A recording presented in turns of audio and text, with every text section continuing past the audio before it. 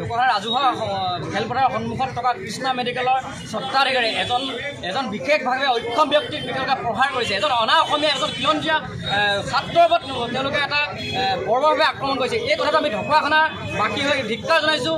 আমি লজ্জিত অনুভৱ কৰিছোঁ। আমি এটা আশা কৰিছোঁ যে তেওঁক আমি এটা সময়সীমা পানী দিছোঁ। 3 ঘণ্টাৰ সময় যদি এই কৃষ্ণা মেডিকেলৰ স্বত্বাধিকাৰী ৰাজু চাহুৰ লগতে তেওঁলোকৰ যিসকল কৰ্মচাৰী যদি ৰাজহুৱাভাৱে ক্ষমা নোখোজে, কিন্তু ঢকুৱাখানা দল সংগঠন ঢকুৱাখানা ৰাইজ কিন্তু ক্ষান্ত নাথাকিব।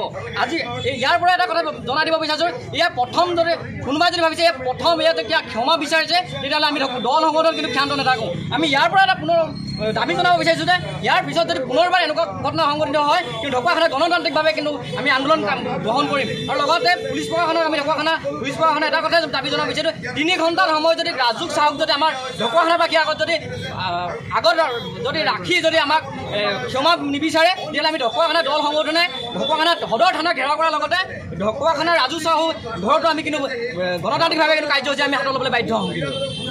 কিন্তু খবৰ পাইছোঁ এজন শাৰীৰিকভাৱে সক্ষম ল'ৰা মানে ছাত্ৰ, তেওঁ 45 দিনকৈ কমাত আছিল। তাৰ পিছত তেখেতে চেকআপৰ বাবে এই কৃষ্ণ মেডিকেলৰ নামৰ যিখন ফাৰ্মাচী আছে তালৈ তেখেতে দেখাবলৈ অহাত তেখেতে চেণ্ডেল পিন্ধি ভিতৰলৈ সোমোৱাত তেখেতে সহ্য কৰি আক্ৰমণ কৰিছে, শাৰীৰিকভাৱে তেখেতক আঘাত কৰিছে। আমি সকলো ঢকুৱাখানা দল সংগঠন সকলো ঢকুৱাখানা ৰাইজে আমি এই ঘটনাক আমি ধিক্কাৰ দিছোঁ। আমি অতি সোনকালে এই স্বত্বাধিকাৰীক আমাৰ মাজলৈ উলিয়াই দিবলৈ আমি দাবী জনাইছোঁ।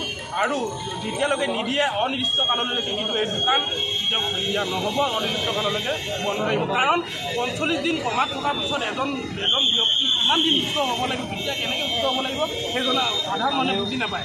সেই পৰ্যায়ত যদি শাৰীৰিকভাৱে সেই শাৰীৰিক অক্ষম ল'ৰাজনক আক্ৰমণ কৰিছে, তাৰ কিমান বেয়া পৰিণতি হ'ব পাৰে আপোনালোকে নিজে বুজি পায়।